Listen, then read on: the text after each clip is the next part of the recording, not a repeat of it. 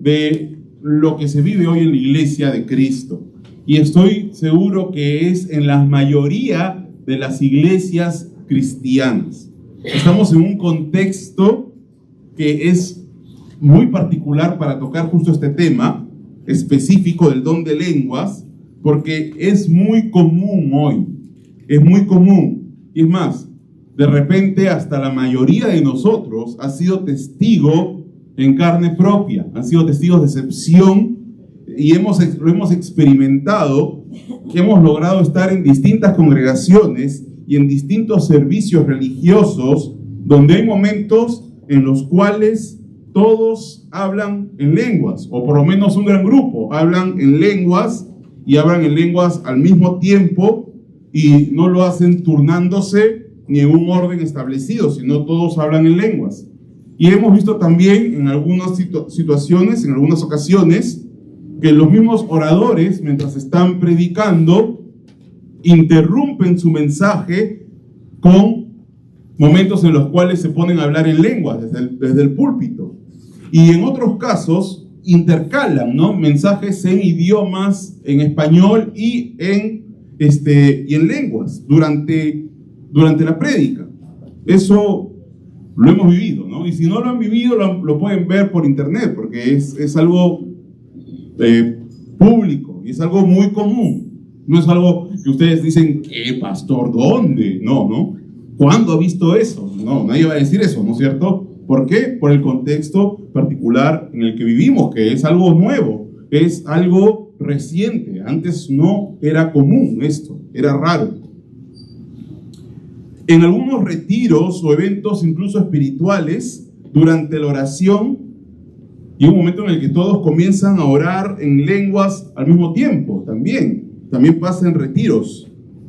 Y quisiéramos hablar de esto, mis hermanos, con amor, por supuesto, con amor por la Iglesia de Cristo, con amor a nuestros hermanos en Cristo, que creemos que en estas iglesias hay hermanos en Cristo, pero al mismo tiempo ser claros y directos, Esto es bíblico. ¿Y por qué lo digo? Porque hemos llegado al meollo del asunto, hemos llegado al punto donde Pablo habla ya explícitamente de esto, del hablar en lenguas en el culto público. Estamos entrando al meollo del asunto. Recuerden que vamos 3 capítulos sobre este tema. Los 2 primeros hablaban de cómo funcionan los dones con respecto a que se parece un cuerpo. La iglesia es un paralelo de un cuerpo y hemos hablado del amor. Pero estamos entrando ya desde hoy al tema de lo que estaba pasando específicamente en Corinto, que inspiró a que el Espíritu Santo haga escribir a Pablo estas palabras. Y nos podemos dar cuenta que esto que estaba pasando en Corinto no es ajeno a nuestra realidad, sino que la mayor parte de las iglesias que se hacen llamar cristianas están repitiendo lo mismo que hacía Corinto. Y hemos explicado el por qué las lenguas, mis hermanos, también quería explicar esto. Hemos explicado en una de las primeras prédicas sobre el tema de las lenguas, hace ya prácticamente, habrá sido hace unos 2 meses, por qué es que el don de lenguas cesó. Porque estamos convencidos que cumplió su propósito ya, de acreditar a los mensajeros que estaban dando nueva revelación, y que ya se terminó de dar la revelación. Y mientras estaba revelando, cuando el Nuevo Testamento no estaba terminado, el don de lenguas estaba vigente. Pero entiendo que puede ser que alguien vaya a escuchar este mensaje, o es más, puede ser que haya alguno aquí que no necesariamente sea cesacionista, que es el nombre con el que se le conoce a las personas, a los creyentes, que estamos persuadidos de que el don de lenguas ya no está vigente. Cesó cuando se terminó de escribir el Nuevo Testamento. Pero no importa si tú eres cesacionista o no, estamos predicando un texto que se escribió para el tiempo en el cual el don de lenguas estaba todavía vigente. Así que esto que estamos estudiando hoy es un pasaje que normaba el uso de las lenguas en el tiempo en el que el don estaba vigente. Así que por lo menos te deberías sujetar a este pasaje, así tú no seas sensacionista. ¿Qué le dice Pablo a una iglesia que estaba ejerciendo mal el don de lenguas? ¿Qué le dice Pablo a una iglesia que estaba ejerciendo mal el don de lenguas? 1 Corintios 14, 6. Vamos a leer el pasaje que hoy día vamos a estudiar. 1 Corintios 14, 6, del 6 al 12, dice así. Ahora pues, hermanos, si yo voy a vosotros hablando en lenguas, ¿qué os aprovechará si no os hablare con revelación o con ciencia o con profecía o con doctrina? Ciertamente las cosas inanimadas que producen sonidos como la flauta o la cítara, si no dieren distinción de voces, ¿cómo se sabrá lo que se toca con la flauta o con la cítara? Así, y si la trompeta diere sonido incierto, ¿quién se preparará para la batalla? Así también vosotros, si por la lengua no diereis palabra bien comprensible, ¿cómo se entenderá lo que decís? Porque hablaréis al aire. Tantas clases de idiomas hay, seguramente en el mundo, y ninguno de ellos carece de significado. Pero si yo ignoro el valor de las palabras, seré como extranjero para el que habla, y el que habla será como extranjero para mí. Así también vosotros, pues que anheláis dones espirituales, procurad abundar en ellos para edificación de la iglesia. Vamos a orar, mis hermanos. Oremos. Padre Santo, estamos aquí, nos presentamos delante de ti, de tu palabra, de una manera, Señor, figurada, como quien viene a una audiencia para pedirte que tú, Señor, nos hables, que tú nos des claridad, que podamos entender bien por qué, Señor, es que tú mismo en tu palabra has normado cómo se debe ejercer los dones del Espíritu. Queremos venir a aprender, queremos venir, Señor, con la mente, Padre, dispuesta a someterse a ti. Tú danos claridad. Señor, tú eres el que gobierna tu iglesia. Tú eres la cabeza de la iglesia.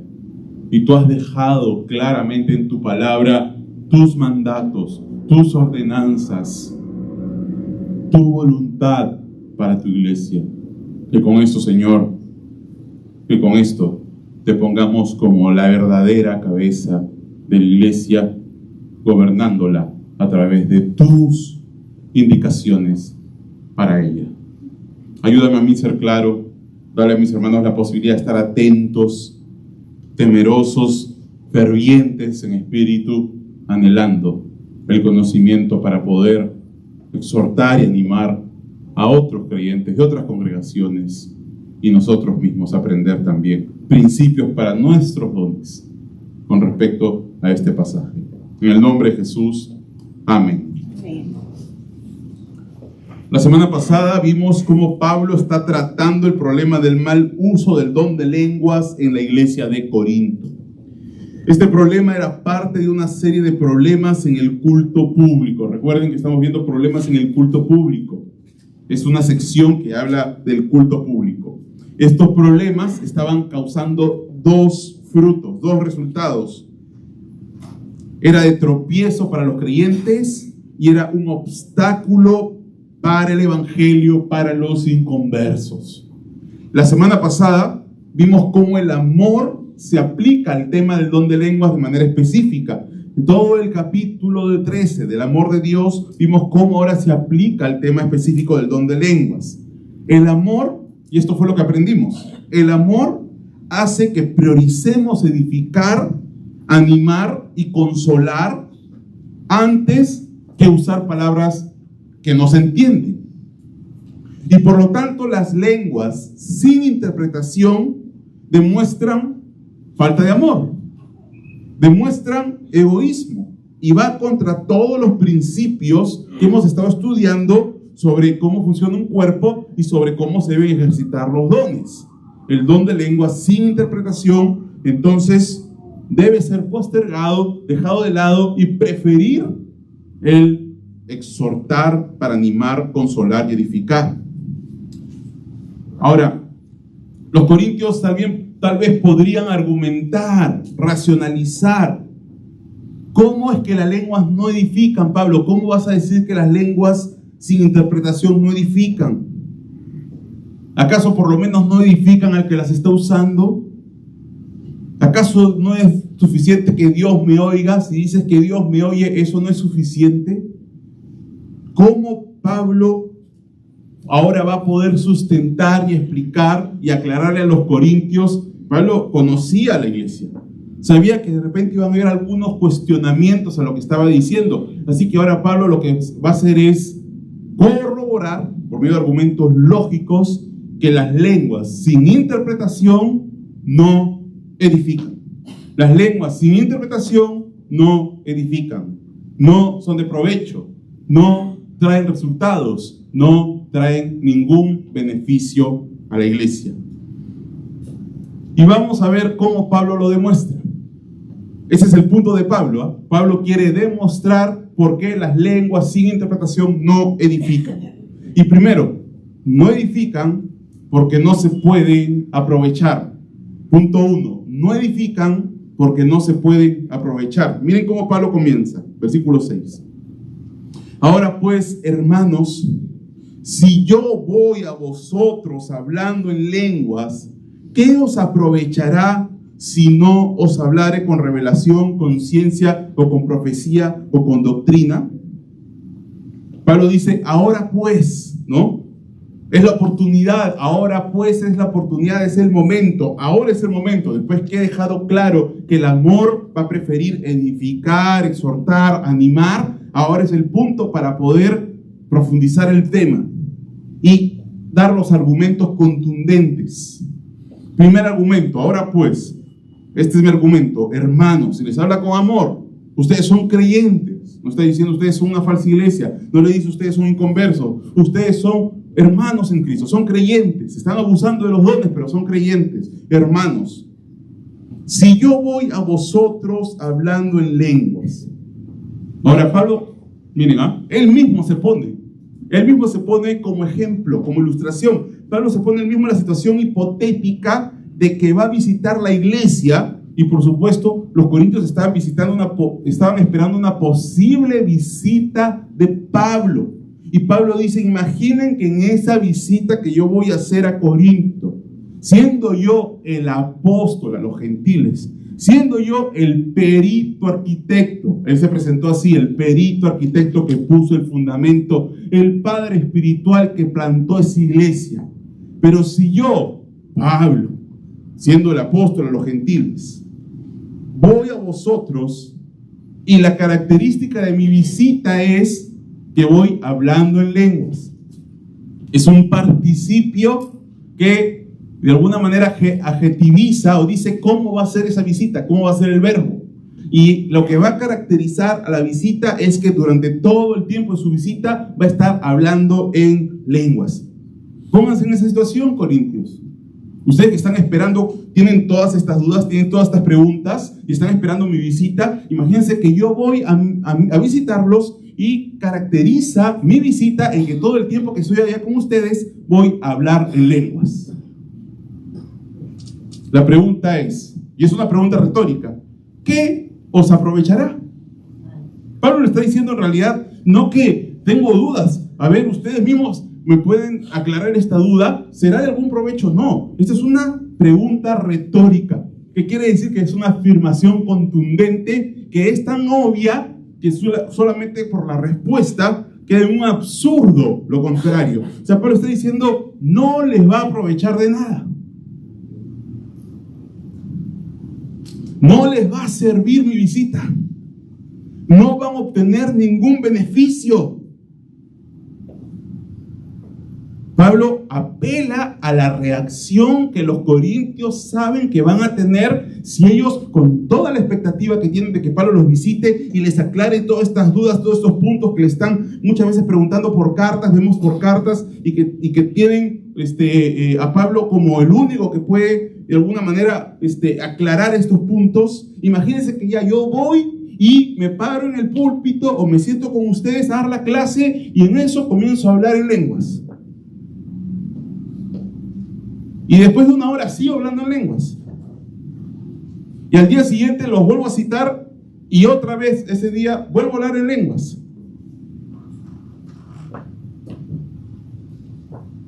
Pablo apela a los corintios y a la reacción que saben que los corintios van a tener. Los corintios mismos saben qué reacción van a tener. Para decirles, si ustedes saben que esa es la reacción que tendrían conmigo, ¿por qué ustedes mismos no tienen la misma reacción para con ustedes? ¿Por qué no miren con una misma vara sus prácticas? Para ponerlo en contexto, nosotros en estos momentos no tenemos al apóstol Pablo, pero imagínense que yo anuncio a mis hermanos, el próximo fin de semana van a estar aquí en el púlpito John Piper, Paul Washer, Sproul, Body Baucan, van a dar una conferencia de 5 horas los 4 acá. ¿Vendríamos o no? Con expectativa, ¿no es cierto? ¡Wow! Increíble. Todo se llenaría el salón. Yo estoy seguro que se llenaría el salón. Todos con expectativa. No entrarían acá. Mejor tendríamos que alquilar un lugar mucho más amplio. Y bueno, se paran ese día estos 4 grandes maestros que la iglesia ha reconocido. Y cada uno comienza a hablar y todos hablan en lenguas. Quizás algunos van a decir, sí, pastor, pero qué bendición igual escucharlos cómo ejercen sus dones, ¿no? Del Espíritu, es algo sobrenatural. Y los inconversos van a ver, esto es algo sobrenatural, esto nunca lo había pensado, y se van a asombrar. Y otros podrían argumentar intelectualmente, racionalizar, bueno, o sea, no me bendijo a mi intelecto, pero sí le bendijo a mi espíritu, ¿no? Como escuchamos a veces. Pero la Biblia dice contundentemente, por medio de esta pregunta de Pablo, no nos beneficiará en nada. Incluso siendo Sproul, MacArthur, incluso siendo Body Baucan, no nos va a beneficiar en nada. No va a aprovechar nada de lo que dicen. Ahora, era Pablo el que iba a ir. Era Pablo el que iba a ir. En 1 Corintios capítulo 12, versículo 7, Pablo dice, 1 Corintios 12, 7, Pablo dice, pero a cada uno le es dada la manifestación del Espíritu para provecho. Así que el propósito con el que el Espíritu te da ese don, Corintio, es para que seas de provecho para la iglesia. Yo voy y no hablo sin intérprete, yo voy y hablo solo en lenguas, no va a ser de provecho. Estaría violentando el propósito del don.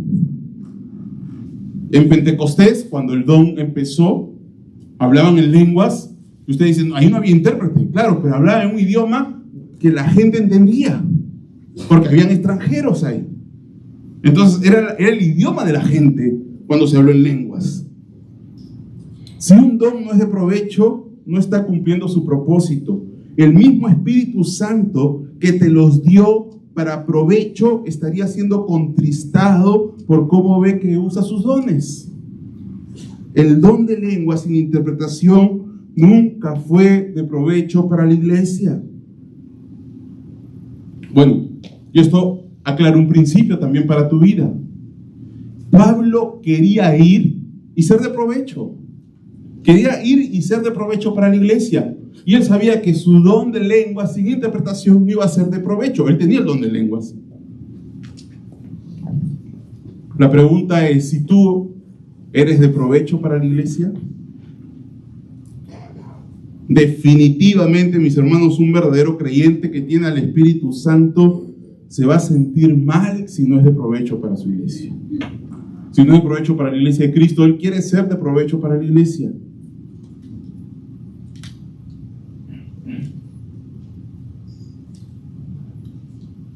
Y si no estás siendo de provecho para la iglesia, así como Pablo quería hacer para la iglesia de Corinto, el Espíritu Santo te va a ir redarguyendo. Y esto va a repercutir de alguna manera, mi hermano, en tu ánimo.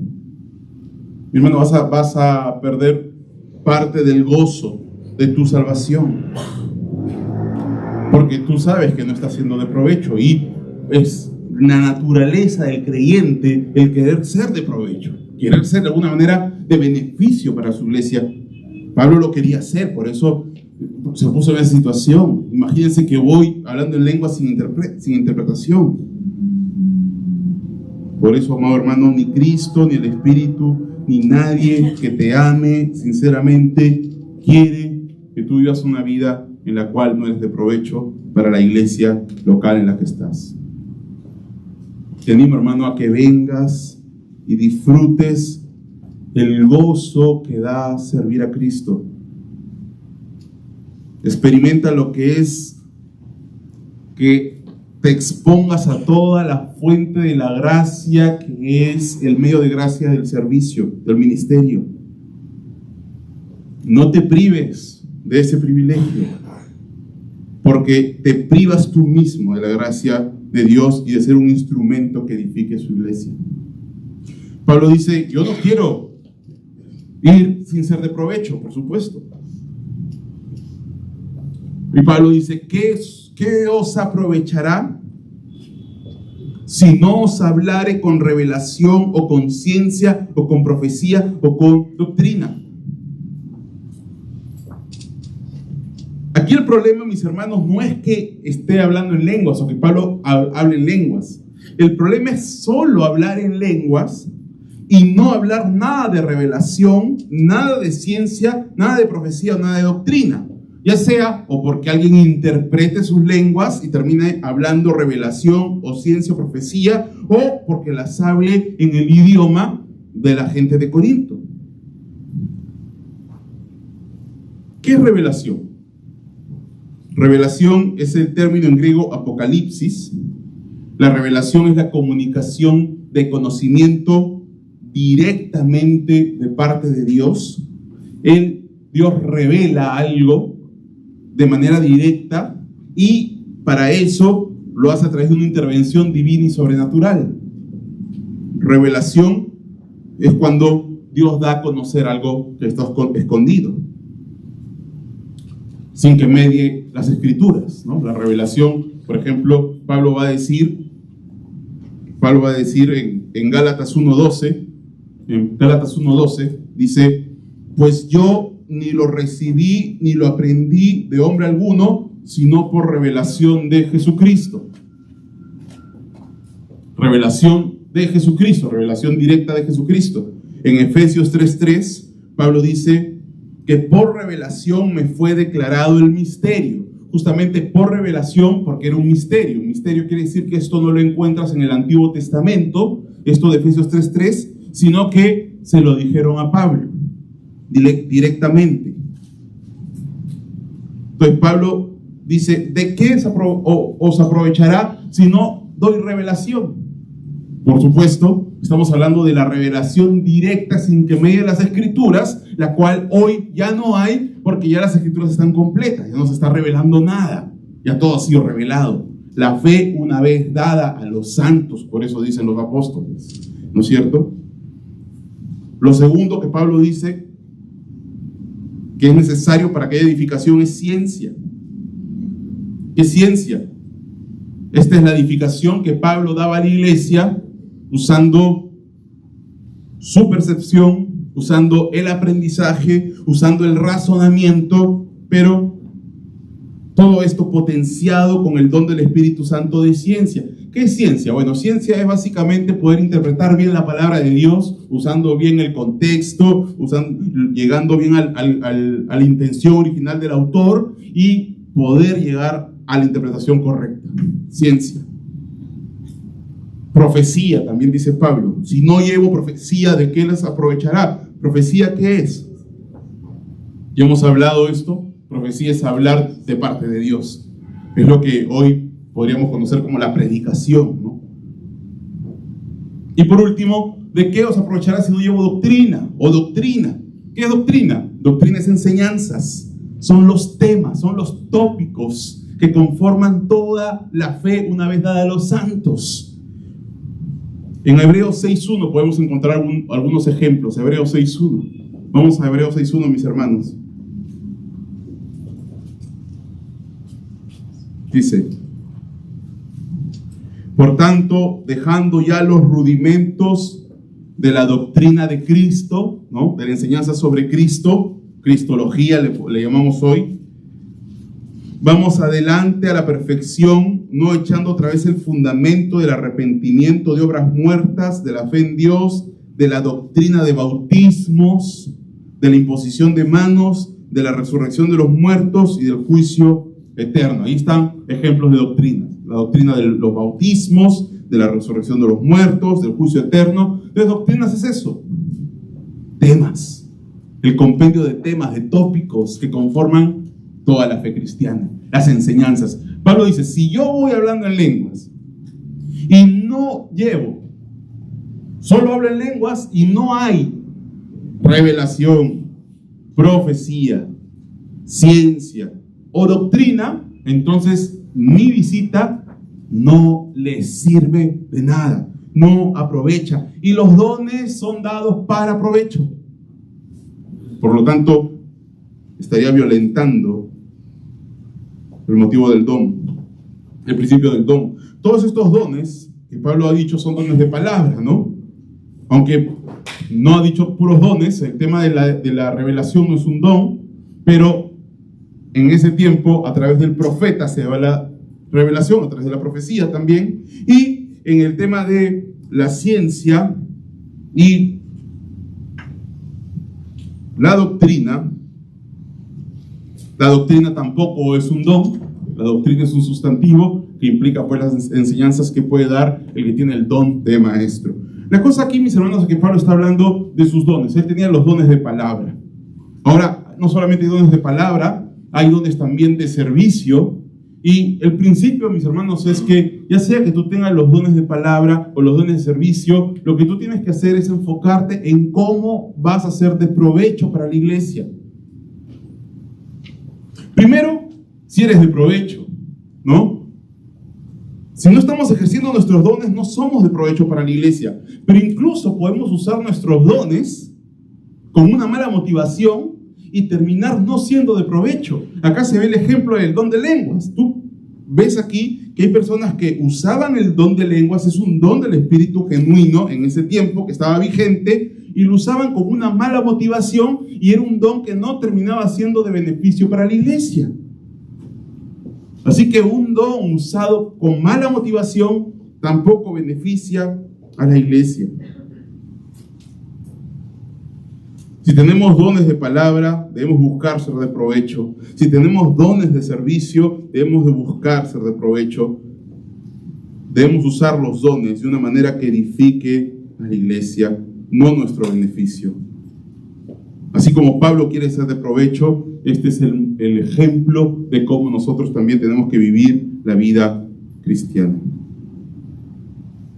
No edifica el don de lengua sin intérprete porque no es de provecho. Y contundentemente con la pregunta retórica, la Biblia afirma eso. El don de lengua sin intérprete no es de provecho. ¿Qué os aprovechará? Es una afirmación. Nada les aprovechará. Segundo punto. El don de lengua sin interpretación no edifica porque no se puede entender. 1 Corintios 14:7. 1 Corintios 14:7. Segundo punto es que no se puede entender. Ciertamente las cosas inanimadas que producen sonidos, como la flauta o la cítara, si no tienen distinción de voces, ¿cómo se sabrá lo que se toca con la flauta o con la cítara? Ahora, mis hermanos, para Pablo ser más claro, comienza a usar ejemplos que tienen que ver con los instrumentos. Ahora, en el contexto de Corinto era una ciudad muy cultural. Habían grandes teatros y era una ciudad donde había muchos conciertos musicales. Así que él va al tema cotidiano de la vida diaria de los corintios para que entiendan la lógica de esto. Va a dar conceptos lógicos, racionales, muy categóricos. Estos ejemplos que Pablo va a dar, que van a la lógica, van a la razón de los corintios, ¿no? No solo demuestran la inutilidad, sino que incluso lo molesto, lo incómodo, incluso hasta lo vergonzoso y lo ridículo que se ve cuando alguien hace lo que es paralelo a estos ejemplos que Pablo va a dar. Cuando alguien comienza a hablar de una manera que nadie entiende y sin ningún intérprete. Y el primer ejemplo que usa es el ejemplo de un concierto, de la música, de una orquesta. Dice, ciertamente las cosas inanimadas que producen sonidos como la flauta o la cítara. La flauta, por supuesto que se tocaban en los funerales de tiempo. La cítara también podía ser como un arpa, en ese tiempo es un instrumento de cuerdas. ¿Qué pasa, dice, si no dieren distinción de voces? ¿Qué está diciendo? ¿Qué pasa si no dan notas musicales? La distinción de voces, en realidad lo que se está refiriendo en el tema de los instrumentos es ¿qué pasa si no dan notas distintas? Si no dan las notas, do, re, mi, fa, sol, la, si. ¿Qué pasa si el que toca el instrumento no le da notas al instrumento? Rasguea o la golpea sin que salga ninguna nota, ningún acorde. Simplemente hace que suene, sin una distinción. Y Pablo está usando un ejemplo que ya había usado en el tema del amor. En 1 Corintios 13:1, miren lo que dice. Si yo hablase lenguas humanas y angélicas y no tengo amor, vengo a ser como metal que resuena o címbalo que retiñe. Igual, otro instrumento que estaba haciendo un ruido ensordecedor y molesto e incómodo. Si yo hablo lenguas y no tengo amor, soy así. Pablo vuelve al tema de los instrumentos acá. Si no dieren notas distintas, ordenadas, y no se nota la melodía, ¿cómo se sabrá lo que se toca con la flauta o con la cítara? O sea, no vas a distinguir ninguna melodía. No vas a saber qué se toca. Va a ser ruido, eso es lo que quiere decir. Cuando no hay melodía, es ruido. Cuando no hay acordes y notas, solamente escuchas ruido. Como ahorita aparece en algunas músicas, ¿no? Parece ruido nomás. Va a ser un sonido repetitivo, cacofónico, sin sentido, molesto, incluso hasta ensordecedor. Miren el ejemplo, mis hermanos, es un concierto. Ustedes imagínense que van a un lugar para escuchar a unos maestros de la música, gente muy capacitada, con mucho arte, preciosos instrumentos, van a deleitarse con la música, sonidos que se distinguen y arman melodías y que causan distintas emociones. Alguna vez hay un concierto que precioso para recrearse, para poder ver cómo la gracia común de Dios que restringe el pecado en su misericordia hace que hasta hombres pecadores puedan restringir su pecado para hacer cosas bellas por la imagen que aún conservan de Dios, y nos podemos deleitar con gozo en la misericordia de Dios que produce ese arte que podemos nosotros disfrutar. Precioso ir a un concierto de buena música, por supuesto, ¿no? Con buenas letras. Pero qué incómodo, qué contraste sería que tú vas a la sala del concierto, estás ahí preparado, están afinando todos sus instrumentos y estás ahí listo, y en eso todos comienzan a tocar así como la orquesta del Chavo, ¿no es cierto?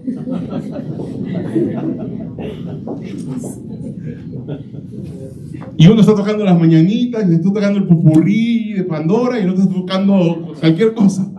Y todos comienzan a tocar pam, pam, plam, plam, plam. Primero que tú, ¿qué está pasando? ¿No? Dirías, oye, ¿qué pasa? Algo le está pasando. Atiéndanlo, ¿no? ¿Qué es esto? ¿Dónde estoy? Se mirarían todos, yo sé que todos se mirarían, comenzarían a ver, oye, ¿qué estamos? Ya después de media hora, no resistirían media hora, ¿no? Después de 5 minutos se pararían, algunos se comenzarían a ir. tapándose los oídos porque sería incómodo. En Finlandia ya han hecho una ley. Si mucha gente en un concierto se reclama porque el concierto ha sido de baja calidad, tienen el deber de devolverle el 50% del valor de las entradas, porque ha habido conciertos muy malos allá. Claro, porque en Finlandia entienden que por lo menos el 50% estará correcto, pero lo que Pablo está planteando es un absurdo. Es alguien que nadie se imagina. Es alguien que va a un concierto y que todos están tocando terrible, cualquier cosa, sin notas. Es un absurdo, es algo inimaginable. Pero es algo que pasa en algunas iglesias. Si hacemos el paralelo. Versículo 8. Otra situación hipotética a la que se parece esto. Estoy haciendo un paralelo. Pablo está haciendo una analogía. A esto se parece. Esto es lo mismo. Esto es a lo que equivale. Y si la trompeta diere sonido incierto, ¿quién se preparará para la batalla? Ahora, esto es algo mucho más grave, porque esto puede tener consecuencias serias. En ese tiempo habían los atalayas, habían los trompetistas en los ejércitos, y mucha de la comunicación, como en ese tiempo por supuesto no había teléfono, ahora todos los soldados están con sus audífonos acá, no iban recibiendo las órdenes. En ese tiempo no había esa tecnología, así que la comunicación era con trompetas. ¿Y qué pasa si el trompetista no sabe tocar? Y toca y toda la gente va a decir, ¿qué está pasando, no? O toca muy bajito y nadie escucha. Entonces todos los soldados se quedan ahí dormidos y viene el ejército enemigo y los mata a todos y conquista la ciudad. Así que ¿quién pondría a un trompetista a tocar sonido incierto? ¿Sabían que en 1912, me llamó la atención esta historia, un trompetista serbio, estaban en una batalla, estaban en guerra con el ejército otomano, y este trompetista serbio se aprendió el toque de retirada del ejército enemigo. Y se infiltró en el ejército enemigo, se puso al otro lado del ejército y tocó el toque de retirada del ejército otomano. Él era un serbio. Y tocó el toque de retirada y todos los soldados otomanos se confundieron. Algunos comenzaron a retirarse, a huir, otros no sabían qué hacer y los serbios ganaron la batalla.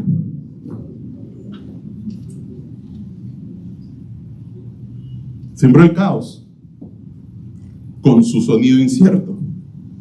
Hubo confusión en las filas otomanas y el ejército enemigo, por supuesto, los arrasó, y esto trajo muchas muertes. Pablo dice en el versículo 9: así también vosotros. Así también vosotros. Eso es terrible, imagínense, ¿no? Un concierto así. Imagínense un trompetista que en la batalla toque así. ¿Qué serio es esto? ¡Qué derrota aplastante! ¡Qué cosa más bulliciosa!, ¿no? ¡Qué desilusión para los que asistían al concierto! Pues los corintios estaban haciendo esto. Y muchas iglesias actualmente también. Así también vosotros, dice el versículo 9. Así sucede con ustedes. Ustedes suenan igual. Son la sinfónica que el mundo viene a escuchar. Bueno, el mundo no quiere oír a la iglesia, por supuesto, es una marca del mundo, ¿no? Pero son la sinfónica que el mundo, ya porque sea aunque una persona los invitó, los trajo, y por fin tienen la oportunidad del mundo de escuchar la más grande melodía, que es el evangelio de salvación, la más preciosa de las palabras, el más importante de los mensajes. Son los verdaderos atalayas de este mundo, que tienen la trompeta para tocar a todos que están en peligro de ir a la muerte eterna. ¡Qué desilusión! Que lleguen al más importante de los conciertos de su vida, estos inconversos, y a la más importante de las advertencias, Y escuchen puros instrumentos sin son ni ton, y puras trompetas inciertas. Es el momento de tocar con claridad. Más bien, es el momento de dar el mensaje más importante, el concierto más importante, y son un triste espectáculo, vergonzoso, molesto, que pone en peligro a los que escuchan. ¿Quién quiere ir a un concierto que todos tocan sin ton ni son? ¿Habrá alguien aquí? No, es lógico. ¿Para qué sirve un atalaya que toca trompeta con sonido incierto? No sirve para nada. Igual de improductivos, dice Pablo, son los cultos en Corintios. Ustedes son igual de improductivos, son igual de peligrosos. Es igual de improductivo ir a un lugar donde todos hablan en lenguas al mismo tiempo sin intérprete. Así también vosotros, si por la lengua no diereis palabra bien comprensible. Y es interesante esto porque acá Pablo ahora va a otro instrumento. Aquí dice la lengua, no las lenguas. Aquí hay una diferenciación. Por el contexto inmediato que está hablando de los instrumentos, no está hablando de los dones de lenguas. Está hablando de la lengua, del órgano del cuerpo humano que emite el sonido paralelo a los instrumentos, la flauta o la cítara. Si por la lengua no diereis palabra bien comprensible, si no usas tu órgano de la boca para emitir sonidos, para dar el más hermoso de todos los mensajes. Y este es el instrumento más valioso que tenemos, el que mejor suena. Pero si no dierais palabra bien comprensible, no solo comprensible, sino bien comprensible, ¿cómo se entenderá lo que decís? Porque hablaréis al aire. O sea, serás como un loco que va ahí y comienza a hablarle al aire. ¿No has visto que a veces por la calle hay personas que están hablando al aire? Que está con los diablos azules, dicen, ¿no? O están en la borrachera. Serás como alguien que está hablando al aire, que está hablando a nadie, que no le está hablando a nadie. Porque no se puede entender. Segundo punto. Tercer argumento de Pablo. ¿Por qué las lenguas sin intérprete no edifican? Tercer argumento. No edifican porque no puede unir. No edifican porque no puede unir. Versículo 10. Dice, tantas clases de idiomas hay seguramente en el mundo y ninguno de ellos carece de significado. Pablo acá da una duda, ¿no? Una ignorancia y una certeza.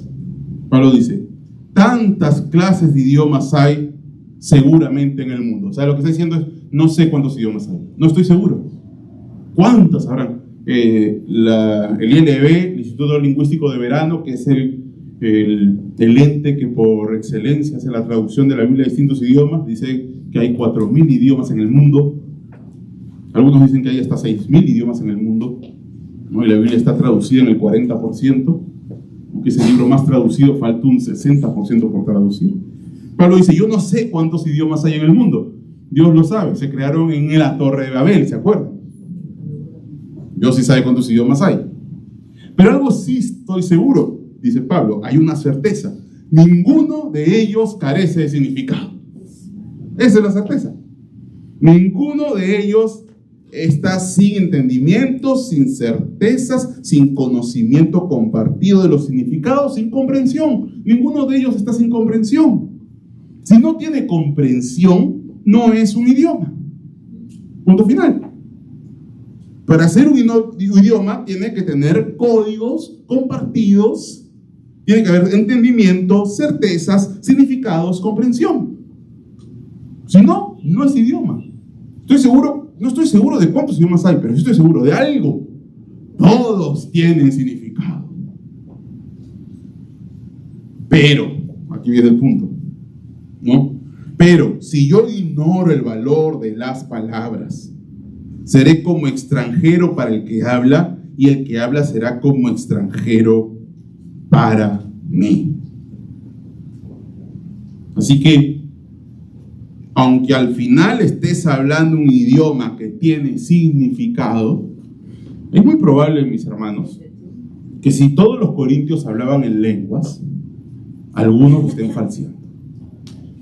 Porque Pablo es muy claro en decir que no todos tienen el don de lenguas. A unos les fue dado don de lenguas, a otros interpretación de lenguas. Dice que a unos, no a todos. Así que es probable que entre los corintios habían algunos que estén falseando el don. Para que sea un don de lenguas, tiene que ser un idioma con significado. Pero no importa, si al final llegas a hablar un idioma verdadero con significado, si yo ignoro el valor de las palabras, seré como extranjero para el que habla, y el que habla será como extranjero para mí. ¿Qué está diciendo aquí? Yo voy a ser tu extranjero y tú vas a ser mi extranjero. Voy a llegar al culto, el lugar de comunión, el lugar donde tenemos que unirnos todos y más bien romper barreras, obstáculos para unirnos, y voy a ver más bien que tú has puesto una barrera más. ¿Cuál es la barrera más que has puesto? Has puesto un idioma que me crea una barrera transcultural, y por lo cual tú vas a ser mi extranjero y yo voy a ser tu extranjero. Pero ustedes dirán, sí, pero entre los extranjeros nos tenemos que amar, ¿no? Y hay que traducirnos, claro, pero en el contexto que está hablando Pablo, se refiere al que a propósito se hace extranjero por un abuso del don para su hermano. Y sin intérprete, pues siempre queda como extranjero. Así que en esas iglesias que estaban hablando en Corinto, dones de lenguas sin intérprete, lo que había era, tú ibas a la iglesia y cada uno por su lado era un extranjero para el otro. Tú eres un extranjero para mí, yo soy un extranjero para ti. Una barrera más. El don de lenguas nos está dividiendo. ¿Está creando un obstáculo, una barrera más? No edifica porque no puede unir. En conclusión, por eso, habiendo dado 3 argumentos claros, no se puede aprovechar el don de lenguas sin interpretación, no puede edificar y no puede unir. Por eso la conclusión es muy lógica. Versículo 12. Así también vosotros, pues que anheláis dones espirituales, procurad abundar en ellos para edificación de la iglesia. ¿Qué está diciendo? En conclusión, ejerzan los dones de tal manera pues que edifique. Muy simple, muy lógico. Así también vosotros. Así como el que habla en otro idioma es extranjero para mí y yo soy un extranjero para él, así también ustedes están en la iglesia de Corinto siendo extranjeros para sus hermanos. Así que, ya que ustedes, siendo extranjeros para sus hermanos, anheláis los dones espirituales, tienen celo, tienen entusiasmo por los dones, están entusiasmados, están fervientes por los dones. Y amén, qué bueno, ¿no? Y Dios quiera que nuestra iglesia siempre se mantenga ferviente. El término acá ferviente es hirviendo. Cuando es un tema espiritual, mi hermano, tienes que hervir. Es un mandato del Señor. Es un mandato del Señor. En cuanto a lo espiritual, fervientes. Hierve, ¿no? Hierve con las cosas espirituales. No estés apático, no desinteresado, nada así, ¿no? Superficialón. No. Hierve con las cosas espirituales. Amén, dice. Anheláis los dones espirituales. En Romanos, Pablo ya había dicho, en Romanos, capítulo 12, versículo 11, Pablo ya había dicho que en las cosas espirituales está bien ser ardientes, fervientes. Dice, en lo que requiere diligencia, no perezosos, fervientes en espíritu. Fervientes en espíritu. Sirviendo al Señor. Así que Pablo está diciendo, amén. Hiervan. Anhelen. Ustedes, después que anheláis los dones, anhélenlos. Pero, aquí viene el problema. Su ardor, su fervor, su celo, los está llevando a ser extranjeros los unos de los otros. ¿Por qué? Porque es un celo y un fervor que se está demostrando por cómo se está ejerciendo el don, que está mal dirigido, mal encaminado. Más bien corrijan la dirección por medio de la doctrina y de la palabra, y ese celo bueno, encamínenlo ¿a qué? Procuren abundar en ellos para edificar a la iglesia. Mis hermanos, hay muchas iglesias que tienen mucho celo, pero sin ciencia. Mucho entusiasmo, mucho fervor.